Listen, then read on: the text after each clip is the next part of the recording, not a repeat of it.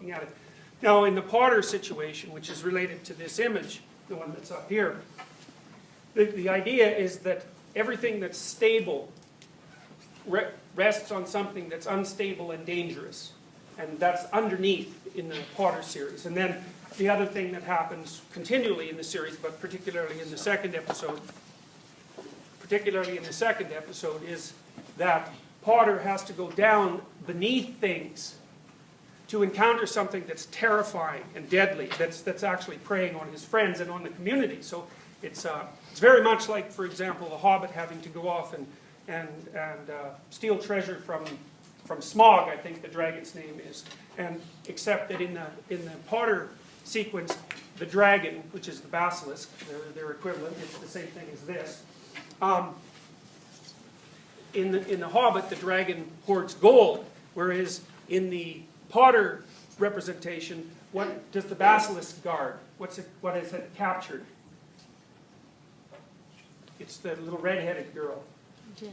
Right, Ginny, right, and that's a very old story. Now Potter's kind of in love with her, right? Now, I mean, they're young and it's sort of platonic, but you can see the relationship sort of burgeoning. And now he has to confront this thing that's terrifying that exists underneath everything in order to free this virginal figure from the clutches of something terrible and reptilian. Now, it's a very, very interesting story, that. And what it means, a whole variety of things. And what it means to some degree is that a male human being can't really become mature until he confronts the terrible things that lie underneath the civilized veneer of society. That's one thing it means. Another thing it means is that it's the capacity of the male in that situation to do that makes him attractive enough to wake up the females that he might be associated with. So that's like a Sleeping Beauty motif.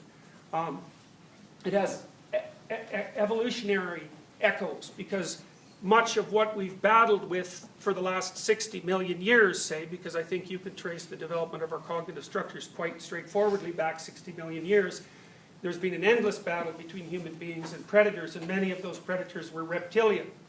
And so, we're the result of a very, very long battle between mammals and reptiles. And in our case, particularly, it appears that part of the reason we evolved our tool-using capacity and our great capacity for vision was because our ancestors were continually preyed upon by predatory snakes when they lived in trees. And that's a long time ago. And so these symbolic representations are unbelievably archaic. And they're kind of as archaic as the underlying biological systems in your brain that provide you with motivation and emotion. And those are extremely old. You share those with any animal that you have any hope whatsoever of understanding at all. And that even means lizards. My daughter had these lizards that were called, I can't remember, unfortunately. They're a desert kind of lizard, and they make a good initial pet. But they're very funny little creatures, because they're very lizard-like, being that they're lizards and they have points all over them. And if you put them in water, they puff themselves up, which is quite fun, and then they zoom around on the water. But more importantly, they like to stack on top of each other. They're very, very social, and they're friendly, which is not exactly something that you'd expect from a lizard. But my point is that even something that's as distant as that from you in the evolutionary hierarchy shares enough commonality of biological structure with you so that you can understand a fair bit of its motivation. So, for example, it's pretty easy to tell when one of those lizards, even though they're basically friendly, gets angry, because it'll puff up and hiss, and right away, you don't have to have a discussion with the rest of your family to figure out that that's an angry lizard, right? It maps onto your body immediately.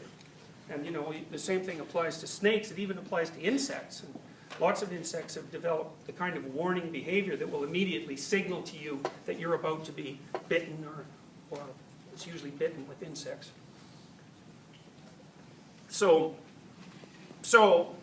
this is all to say that there are levels of understanding that are underneath, say, your normative, mundane, day-to-day comprehension that inform everything that you do with deep levels of meaning. And a lot of the activities that you pursue that you might regard as entertaining actually draw on those representations, and you find them entertaining because they're actually deeply meaningful.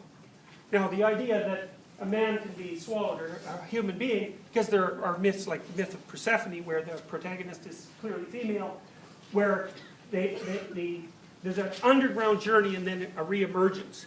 And that's the journey to the underworld. That's the journey that Harry Potter undertakes continually, by the way, throughout the Potter series. The underworld taking different forms as the series progresses. Now, that's also a death and rebirth idea. And that's a very old and profound idea. And it's actually one of the most profound ideas that human beings have. And it's the idea that you will spend time in your life underground. Now, you might think, well, what does that mean?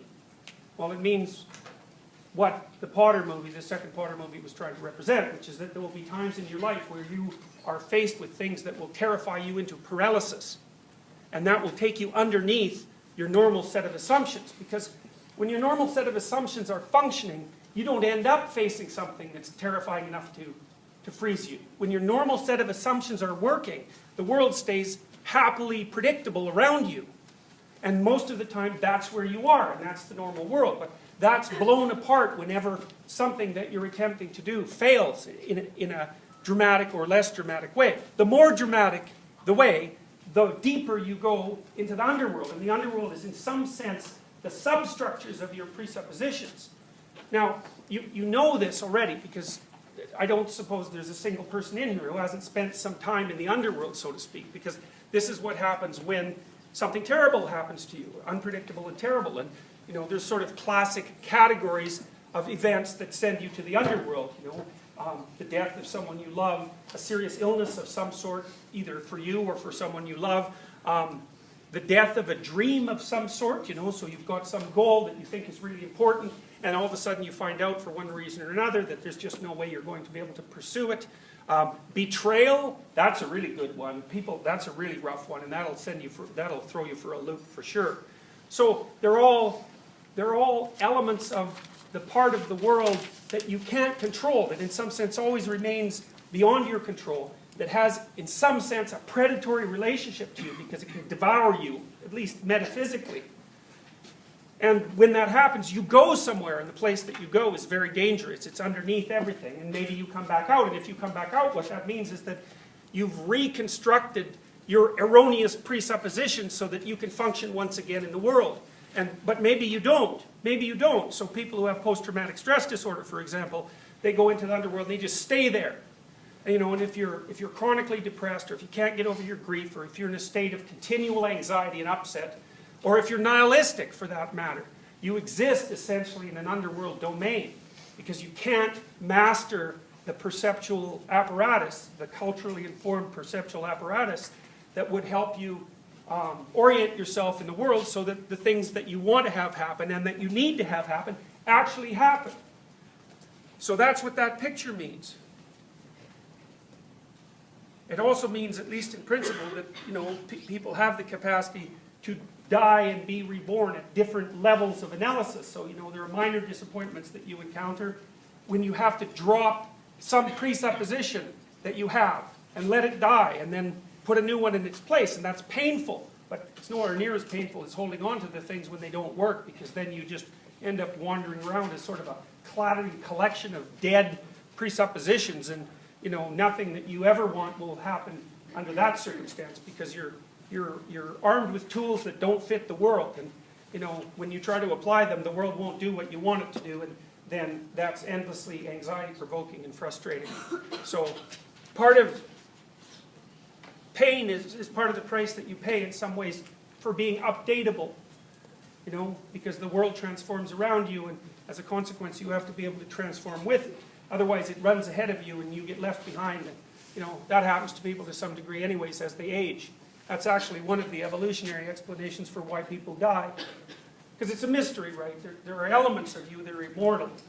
The cells that give rise to you are immortal. They're, the DNA that produced you is at least 3.5 billion years old. It might be older than that. So structures can maintain themselves over unbelievably vast expanses of time. So it's not self-evident why human beings have to die, but we do, and we die at about after you're done being a grandparent is kind of when you're done. And the hypothesis is that at that point, in some sense, it's too costly to keep you updated, and you have to be replaced by a younger version, which would of course be your grandchildren or whatever. You know, you've sort of exhausted your plasticity and flexibility, and then it's cheaper just to replace you than to update you. So